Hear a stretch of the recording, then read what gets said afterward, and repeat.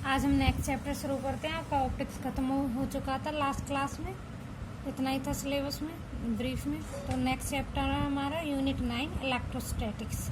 सबसे पहले हमें पता होना चाहिए इलेक्ट्रोस्टैटिक्स क्या होता है। तो इसमें दो वर्ड्स यूज हुए, इलेक्ट्रो और दूसरा स्टैटिक्स। इलेक्ट्रो मीने चार्ज पार्टिकल और स्टैटिक्स मीने रेस्ट। तो वह ब्रांच ऑफ फिजिक्स जिसके अंदर हम जब चार्ज हमारा स्टेशनरी होता है, रेस्ट में होता है, उसकी क्या क्या प्रॉपर्टीज़ होती हैं उसके बारे में स्टडी करते हैं, उसी को हम क्या कहते हैं, इलेक्ट्रोस्टैटिक्स। ठीक है, तो हम यहाँ पे चार्ज की बात कर रहे हैं। नेक्स्ट डेफिनेशन क्या आएगी हमारी, इलेक्ट्रिक चार्ज क्या होता है। That property of matter due to which matter is able to exhibit electric, magnetic and electromagnetic effects। इनका मतलब क्या है, किसी भी मैटर की वह प्रॉपर्टी जिसके कारण मैटर इलेक्ट्रिक फील्ड है या फिर मैग्नेटिक फील्ड है, इलेक्ट्रोमैग्नेटिक दोनों मिला के हैं, तो उसका क्या क्या उसके ऊपर इफेक्ट पड़ता है, उसके बारे में नॉलेज कराती है। उसी को हम क्या कहते हैं, इलेक्ट्रिक चार्ज। इलेक्ट्रिक चार्ज को हम क्यू से डिनोट करते हैं और इसे कूलाम में मेजर करते हैं। जो एसआई यूनिट होती है हमारी इलेक्ट्रिक चार्ज की, वो क्या होती है, कूलाम। और इसे हम डिनोट करते हैं सी से, कैपिटल सी से। नेक्स्ट आता है हमारा कंजर्वेशन ऑफ चार्ज। जैसे हमने कंजर्वेशन ऑफ एनर्जी पढ़ा था, उसी तरह हमारा टॉपिक है कंजर्वेशन ऑफ चार्ज। तो इसमें क्या कहता है, जो किसी भी आइसोलेटेड सिस्टम का टोटल चार्ज होता है वो कभी भी चेंज नहीं होता है। नेट चार्ज हमेशा यूनिवर्स में कंजर्व रहता है, ना तो उसे हम क्रिएट कर सकते हैं ना ही उसे हम ख़त्म कर सकते हैं। बस किसी बॉडी के ऊपर हम इलेक्ट्रॉन या प्रोटॉन को ट्रांसफर करके उस पर पॉजिटिव या नेगेटिव चार्ज ला सकते हैं, बट टोटल चार्ज हमेशा क्या रहेगा, सेम। तो ये क्या कहता है हमारा, conservation of charge. Next topic है हमारा comparison of mass and charge. हम चार्ज और मास में कंपैरिजन किस तरह करते हैं। तो आप मास भी पढ़ चुके हो क्या होता है, और हमारा चार्ज अभी पढ़ा है हमने क्या होता है। इलेक्ट्रिक मैग्नेटिक फील्ड के इफेक्ट को जो हमारा शो करता है उसे हम चार्ज कहते हैं। और कोई भी बॉडी का कितना मास है वो हमारा मास होगा। इसके बाद होता है mass is only one type. सबको पता है मास हमारा क्या होता है, हमेशा पॉजिटिव होता है। किसी भी बॉडी का मास नेगेटिव नहीं हो सकता है। और चार्ज हमारा क्या होता है, टू टाइप्स का होता है, पॉजिटिव भी हो सकता है चार्ज और नेगेटिव भी हो सकता है। नेक्स्ट, मास हमारा क्वांटाइज्ड नहीं होता है, फिक्स होगा किसी बॉडी में कितना मास है, बट हमारा चार्ज क्या होता है, क्वांटाइज्ड होता है। ना तो हम उसे क्रिएट कर सकते हैं ना ही डिस्ट्रॉय कर सकते हैं। बॉडी का मास तो थोड़ा बहुत कम या ज़्यादा हो सकता है। नेक्स्ट है mass and charge exist together. Mass और चार्ज दोनों एक साथ एग्जिस्ट करते हैं। जिस बॉडी का मास होगा उसके ऊपर चार्ज भी हमेशा होता है। नेक्स्ट है mass can be converted into energy but there is nothing like with the charge. Mass को हम एनर्जी में कन्वर्ट कर सकते हैं, जैसे हमारी काइनेटिक एनर्जी होती है mv², तो मास का यूज होता है। पोटेंशियल होती है mgh, उसमें भी मास का यूज होता है। तो मास हमारा किस में कन्वर्ट हो सकता है, एनर्जी में। बट चार्ज हमारा कभी भी ऐसे कन्वर्ट नहीं हो सकता है। नेक्स्ट है मास सोज कंजर्वेशन अलॉन्ग विद एनर्जी। हमारा मास अकेला कभी भी कंजर्व नहीं होता है।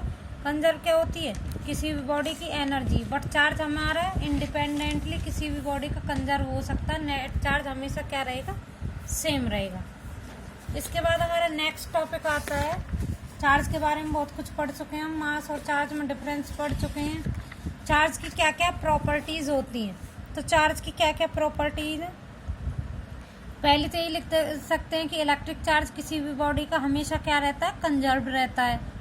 वो इंटीग्रल मल्टीपल में लाई करता है कि जितने नंबर ऑफ इलेक्ट्रॉन होंगे और उसे हम एक इलेक्ट्रॉन के चार्ज से मल्टीप्लाई कर देंगे तो बॉडी पे हमारा टोटल चार्ज मिल जाएगा। सेकंड, हमारा जो प्रॉपर्टी होती है कि चार्ज कौन सी कैसी क्वांटिटी है, हमारी स्केलर क्वांटिटी होती है। और नेक्स्ट क्या लिख सकते हैं कि चार्ज हमेशा हमारा मास के ऊपर एसोसिएट होता है। अगर किसी बॉडी का मास है तो उसका चार्ज भी अवश्य ही होता है। नेक्स्ट क्या है, हम इलेक्ट्रिक चार्ज एडिटिव प्रॉपर्टी है, मतलब अगर बहुत सारे चार्ज दे रखे हो तो सबको ऐड करके हम टोटल चार्ज निकाल सकते हैं। इलेक्ट्रिक चार्ज कभी भी मोशन के कारण इफेक्ट नहीं होता है, कि ऐसा नहीं होता कि बॉडी रेस्ट में तो उसका चार्ज कम होगा, मोशन में तो ज़्यादा होगा। हमेशा चार्ज क्या रहता है, सेम रहता है। चार्ज के कारण ही इलेक्ट्रिक फील्ड होता है, चार्ज के कारण ही मैग्नेटिक फील्ड होता है। तो ये सब क्या है, चार्ज की प्रॉपर्टी है। और हमारा चार्ज 2 टाइप्स का होता है। अगर प्रोटॉन हमारे मूव करते हैं एक बॉडी से दूसरी बॉडी में तो पॉजिटिव चार्ज होता है, इलेक्ट्रॉन करते हैं तो नेगेटिव चार्ज होता है। इसी तरह हमारा जो चार्ज है इंड्यूस्ड किया जा सकता है। कोई भी अगर हमारी न्यूट्रल बॉडी है, अगर उसमें से हम इलेक्ट्रॉन्स को निकाल दें तो उसमें प्रोटॉन ज़्यादा बचेंगे तो उस बॉडी पे क्या आ जाता है, हमारा पॉजिटिव चार्ज। इसे हम क्या कहते हैं, इंड्यूस्ड चार्ज। तो ये सब क्या है, चार्ज की हमारी प्रॉपर्टी है कि चार्ज को हम इंड्यूस भी कर सकते हैं, तो कुछ टाइम के लिए पैदा भी कर सकते हैं किसी बॉडी में। अब चार्ज के बाद आता है Coulomb's law of electrostatics. Important है, मोस्टली एग्जाम में पूछा जाता है। तो कूलम्ब्स लॉ क्या कहता है? कूलम्ब्स लॉ कहता है अगर हम 2 चार्जेस को एक डिस्टेंस r से सेपरेट कर दें और रेस्ट पे रख दें तो उनके बीच में जो फोर्स लगेगा, फोर्स ऑफ अट्रैक्शन होगा, एक पॉजिटिव चार्ज हो एक नेगेटिव चार्ज हो तो अट्रैक्ट करेंगे एक दूसरे को। अगर दोनों नेगेटिव है तो रिपेल करेंगे, दोनों पॉजिटिव है तो भी रिपेल करेंगे। मतलब अगर सेम चार्ज होंगे तो उनमें रिपल्सन होगा और अपोजिट चार्ज होंगे तो उनमें क्या होगा, अट्रैक्शन होगा। तो इसके बाद कूलम्ब्स लॉ बताता है कि उनके बीच में जो फोर्स ऑफ अट्रैक्शन होता है वो डायरेक्टली प्रोपोर्शनल होता है प्रोडक्ट ऑफ 2 चार्जेस के, एंड इनवर्सली प्रोपोर्शनल होता है डिस्टेंस बिटवीन 2 चार्जेस। मतलब जो इनकी प्रोडक्ट होगी चार्ज की उसके डायरेक्टली प्रोपोर्शनल होगा और इनके बीच की डिस्टेंस के स्क्वायर के इनवर्सली प्रोपोर्शनल होता है। ये हमें किसने बताया था, कूलम्ब्स ने बताया था। तो इसलिए हम यहाँ पे लिख सकते हैं F is directly proportional Q1 product of Q1 and Q2 और इनवर्सली प्रोपोर्शनल R स्क्वायर के। तो यहाँ से अगर हम प्रोपोर्शनलिटी साइन को हटाएंगे तो क्या लगाएंगे, इक्वल टू साइन लगाएंगे और एक कांस्टेंट आएगा K। तो यहाँ पे हमारा कूलम्ब्स लॉ कंप्लीट हो जाता है। यहाँ पे force of attraction directly proportional है product of 2 charges and inversely proportional है square of the distance between them. तो हम यहाँ से इसकी डेफिनेशन लिख सकते हैं जो ब्लैक से मार्क कर रखी है। इसके बाद आता है नेक्स्ट टॉपिक,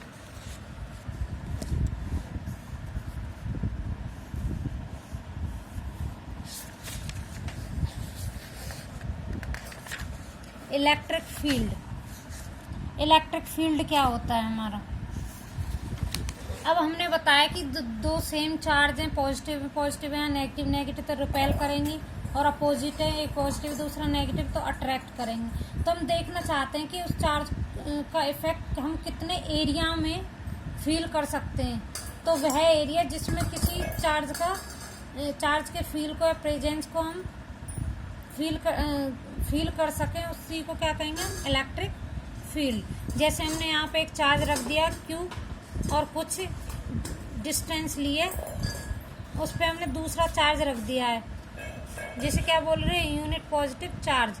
अब हम देख सकते हैं कि अगर हम डिस्टेंस बढ़ाते जाते हैं तो इनका फोर्स ऑफ अट्रैक्शन कम होता जाता है, बट कुछ पॉइंट तक ये अपने फोर्स ऑफ अट्रैक्शन को शो करते हैं। तो वह जो डिस्टेंस होगी, वह जो एरिया होगा इस चार्ज के अराउंड, उसी को हम क्या कहेंगे, इलेक्ट्रिक फील्ड।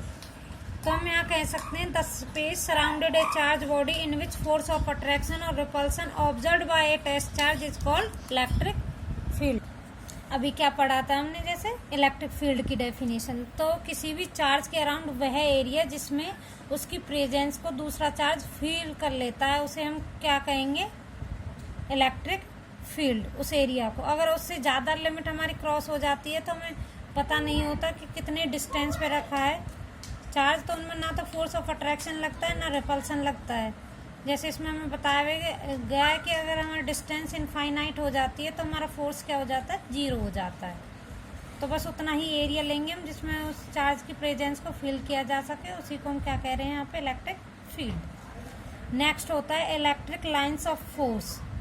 इसका मतलब क्या है कि अगर हमारे 2 चार्ज रखे हुए हैं, एक लिमिटेड डिस्टेंस पे हैं और एक चार्ज की प्रेजेंस को दूसरा चार्ज फील कर रहा है, तो अगर सेम चार्ज होंगे तो वो अट्रैक्ट करेगा अपनी ओर और अपोजिट चार्ज होंगे तो रिपेल करेगा। तो उस टाइम पे चार्ज के द्वारा जो पाथ ट्रेस किया जाता है उसको हम क्या, उस पाथ जो पाथ ट्रेस किया जाता है उसी पाथ को हम यहाँ पे क्या कहते हैं, इलेक्ट्रिक लाइंस ऑफ फोर्स। तो ये क्लियर हो गया होगा कि जब चार्ज दूसरे चार्ज द्वारा या तो अट्रैक्ट होता है या रिपेल होता है तो पास आएगा या तो या फिर दूर जाएगा। तो चार्ज के द्वारा जो पाथ ट्रेस किया जाता है उसी पाथ को हम क्या कह रहे हैं, electric lines of field. Actual में ये जो पाथ होगा हमें दिखाई तो देगा नहीं, बस फोर्स ऑफ अट्रैक्ट फोर्स को हम फील कर सकते हैं। तो ये क्या होता है, इमेजिनरी होता है, हम इमेजिन करते हैं कि ऐसा हो रहा है। तो इनकी कुछ प्रॉपर्टी होती है इलेक्ट्रिक फील्ड लाइंस की। फर्स्ट क्या है कि इलेक्ट्रिक फील्ड लाइन हमेशा पॉजिटिव चार्ज से स्टार्ट होकर और नेगेटिव चार्ज पे जाके ख़त्म हो जाती है। कि हम इमेजिन करते हैं कि हमेशा वो पॉजिटिव चार्ज से निकलती हैं और ख़त्म कहाँ पे हो जाती हैं, जाके नेगेटिव चार्ज पे। जैसा कि इस डायग्राम में दिखाया भी गया है, यहाँ पे देखो पॉजिटिव चार्ज से निकल रही है और नेगेटिव चार्ज में आके मिल रही है। नेक्स्ट क्या है कि अगर किसी पॉइंट पे हम टेंजेंट ड्रॉ करेंगे तो हमेशा वो किसकी डायरेक्शन को बताएगा, उस पॉइंट पे हमारी फील्ड की डायरेक्शन पे। इससे हम कह सकते हैं कि जो इलेक्ट्रिक फील्ड लाइन होती है वो हमेशा क्या होती है, पॉइंट के परपेंडिकुलर होती है। ये एक दूसरे को कभी भी क्रॉस नहीं करती है, क्योंकि अगर एक दूसरे को क्रॉस करेंगी तो हम क्या सोचेंगे कि एक ही पॉइंट पे इलेक्ट्रिक फील्ड की दो डायरेक्शन है, बट ऐसा तो पॉसिबल नहीं है। तो इसलिए ये हमेशा भी एक दूसरे को क्रॉस नहीं करती हैं। नेक्स्ट क्या है, इलेक्ट्रिक लाइंस ऑफ फोर्स कभी भी, जैसे कि हमारे मैग्नेटिक, आगे पढ़ोगे तो मैग्नेटिक लाइंस ऑफ फोर्स होती हैं वो एक क्लोज लूप बनाती हैं, बट इलेक्ट्रिक फील्ड लाइन हमारी कभी भी क्लोज लूप में नहीं होती हैं। ये पहले बता चुकी हूँ मैं कि ये हमेशा सरफेस के नॉर्मल होती है और पॉजिटिव से स्टार्ट होकर नेगेटिव पे एंड हो जाती हैं। नेक्स्ट है, ये एक दूसरे को रिपेल करती हैं जब ये सेम डायरेक्शन में मूव करती है। एक दूसरे सेम चार्ज है तो एक दूसरे को रिपेल तो करेंगी, अगर एक दूसरे को रिपेल नहीं करेंगी तो एक दूसरे को क्रॉस कर देंगी, जो पॉसिबल नहीं है एक पॉइंट पे दो डायरेक्शन होना इलेक्ट्रिक फील्ड की। नेक्स्ट क्या होता है, अगर किसी चार्ज पे जितनी ज़्यादा इलेक्ट्रिक फील्ड लाइन होंगी उसका मैग्नीट्यूड उतना ही क्या होगा, ज़्यादा होगा, या फिर उस पर वहाँ पे इतना ही स्ट्रॉन्ग क्या होगा हमारा इलेक्ट्रिक फील्ड। ठीक है, अगर चार्ज का मैग्नीट्यूड ज़्यादा है तो वहाँ पे इलेक्ट्रिक फील्ड लाइन हमारी क्या होंगी, ज़्यादा होगी as comparison to other charge. तो ये इनकी क्या थी, प्रॉपर्टीज थी इलेक्ट्रिक फील्ड लाइन की। नेक्स्ट टॉपिक है हमारा electric field intensity. Electric field intensity क्या होता है, इंटेंसिटी से समझ आना चाहिए कि किसी पॉइंट पे इलेक्ट्रिक फील्ड की कितनी अमाउंट है, उसे ही हम क्या कह रहे हैं, इलेक्ट्रिक फील्ड इंटेंसिटी। फिजिक्स की लैंग्वेज में हम इसे कैसे डिफाइन करेंगे, the intensity of electric field at a point is defined as the force experienced by a unit positive charge placed at that point। तो ये क्या कह रहे हैं कि किसी पॉइंट पे यूनिट पॉइंट चार्ज के कारण कितना फोर्स फील किया जाता है उसे हम क्या कहते हैं, इलेक्ट्रिक फील्ड इंटेंसिटी। इनका कहने का मतलब है अगर हमारे पास दो चार्ज है तो एक चार्ज को हम 1 कर देते हैं और वहाँ पे कितना फोर्स लग रहा है उसी को क्या कह रहे हैं, इलेक्ट्रिक फील्ड इंटेंसिटी। तो इसका फॉर्मूला सिंपल हमारा क्या आ गया है, E=F/Q0।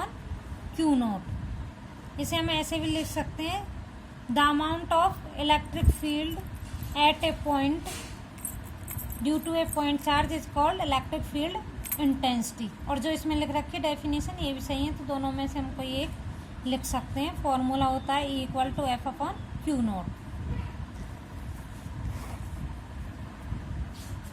नेक्स्ट टॉपिक है electric field intensity due to a point charge. अगर हम किसी पॉइंट पे निकालें तो इलेक्ट्रिक फील्ड इंटेंसिटी कितनी आएगी।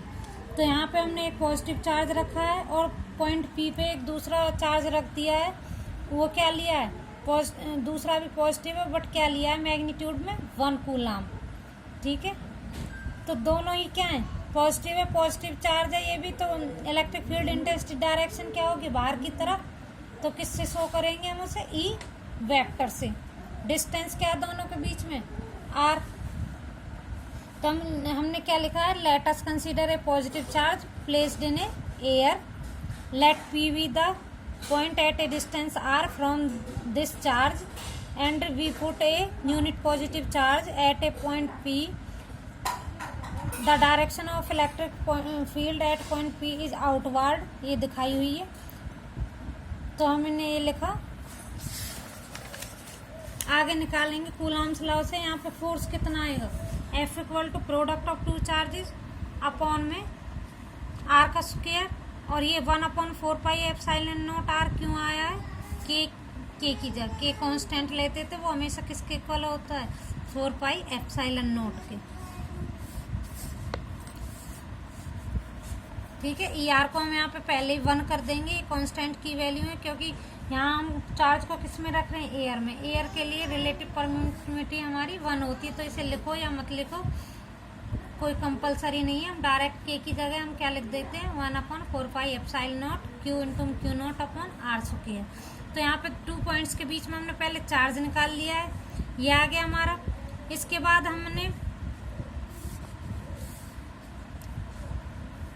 क्या निकालना है, इलेक्ट्रिक फील्ड। तो as this is a force experience by a unit charge, so it is equal to the intensity.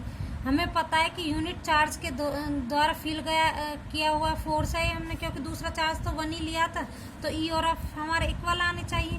तो ई भी कितना आ रहा है, Q/4πε0 R का स्क्वायर, क्योंकि यहाँ पे भी ER तो 1 ही हो जाएगा, तो दोनों सेम आ रहे हैं। तो इन 9.4 और 9.5 से हम क्या लिख सकते हैं, देखो यहाँ पे Q ओनली Q और यहाँ पे क्या है, Q0। अगर हम F को Q0 से डिवाइड कर दें तो किसके इक्वल आ जाएगी, E की। तो यहाँ से हमारा रिलेशन आ गया E इक्वल टू F/Q0। यही हमारा फॉर्मूला था जो हम पहले ही बता चुके थे। तो ये जो डेरिवेशन है वो इतना इम्पोर्टेंट नहीं है, बट इसका फॉर्मूला जो है वो ज़्यादा इम्पोर्टेंट है। बट ये आया कहाँ से, ये पता होना चाहिए, इसलिए हमने आपको बता दिया है। तो ये देख लेना एक बार, फॉर्मूला पढ़ना है, नेक्स्ट टॉपिक में यूज़ होगा।